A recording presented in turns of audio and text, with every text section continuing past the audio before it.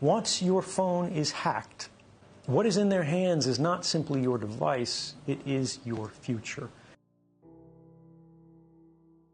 They're selling our future, they're selling our past, they are selling our history, our identity, and ultimately, they are stealing our power. The screen may be off as it's sitting on your desk, but the device is talking all of the time. The question we have to ask is, who is it talking to? If I get a smartphone and I need to use a phone, I actually open it up before I use it. Anything you can do on that device, the attacker, in this case the government, can do.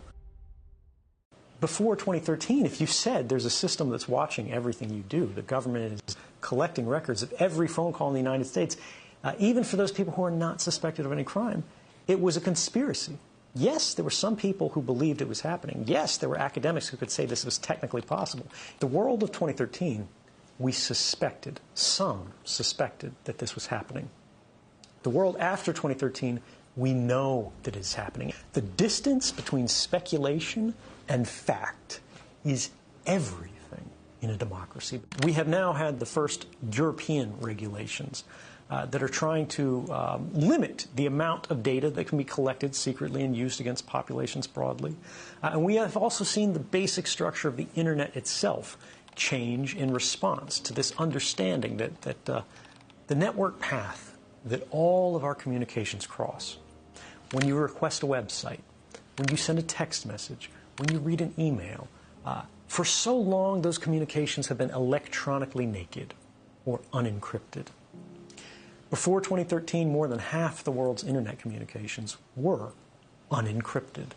Now, far more than half are, measured by just web traffic from one of the world's leading browsers, the Google Chrome browser. The entire world has changed in the last few years. It hasn't gone far enough. The problems still exist. And in some ways, they've gotten worse. But we have made progress that would not have been possible if we didn't know what was going on. Hacking has increasingly become what governments consider a legitimate investigative tool. They use the same methods and techniques as criminal hackers. And what this means is they will try to remotely take over your device. Once they do this, by detecting a vulnerability in the software that your device runs, such as Apple's iOS or Microsoft Windows, they can craft a special kind of attack code called an exploit. They then launch this exploit at the vulnerability on your device, which allows them to take total control of that device. Anything you can do on that device, the attacker, in this case the government, can do. They can read your email. They can collect every document. They can look at your contact book. They can turn the location services on. They can see anything that is on that phone instantly and send it back home to the mothership. They can do the same with laptops. The other prong that we forget so frequently is that in many cases they don't need to hack our devices. They can simply ask Google for a copy of our email box, because Google saves a copy of that. Everything that you ever typed into that search box, Google has a copy of. Every private message that you've sent on Facebook, every link that you've clicked, everything that you've liked, they keep a permanent record of. And all of these things are available not just to these companies, but to our governments, as they are increasingly deputized as sort of miniature arms of government. What about enabling your microphone camera? If you can do it, they can do it. It is trivial to remotely turn on your microphone or to activate your camera, so long as you have systems-level access. If you had hacked someone's device remotely, anything they can do, you can do. They can look up your nose, right? They can record what's in the room. The screen may be off as it's sitting on your desk, but the device is talking all of the time. The question we have to ask is, who is it talking to? Even if your phone is not hacked, right now, you look at it, it's just sitting there on the charger. It is talking tens or hundreds or thousands of times a minute to any number of different companies who have apps installed on your phone. It looks like it's off, it looks like it's just sitting there, but it is constantly chattering. And unfortunately, like pollution, we have not created the tools that are necessary for ordinary people to be able to see this activity. And it is the invisibility of it that makes it so popular and common and attractive for these companies.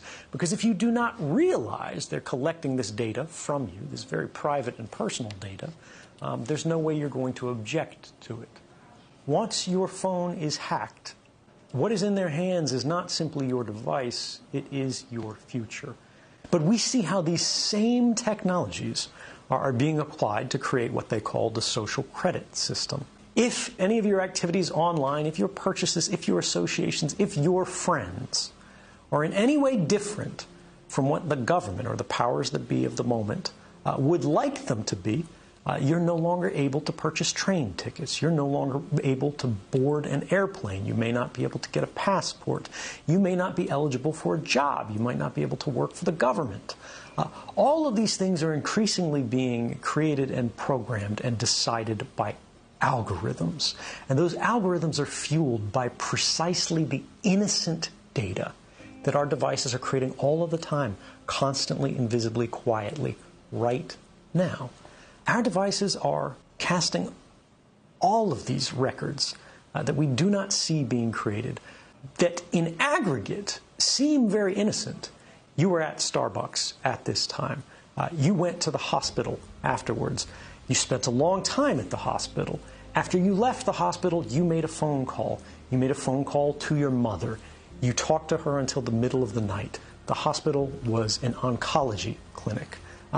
Even if you can't see the content of these communications, the activity records, what the government calls metadata, which they argue they do not need a warrant to collect, tells the whole story. And these activity records are being created and shared and collected and intercepted constantly by companies and governments. And ultimately it means as they sell these, as they trade these, as they make their businesses on the backs of these records, what they are selling is not information. What they're selling is us. They're selling our future. They're selling our past. They are selling our history, our identity, and ultimately, they are stealing our power and making our stories work for them. If I get a smartphone and I need to use a phone, I actually open it up before I use it. I perform a kind of surgery on it to physically desolder or sort of melt the metal connections that hold the microphone on the phone. And I physically take this off. I remove the camera for the phone, and then I close it back up. I seal it up. And then if I need to make a phone call, I will attach an external microphone on it. And this is just so if the phone is sitting there and I'm not making a call, it cannot hear me. Now, this is extreme. Most people do not need this.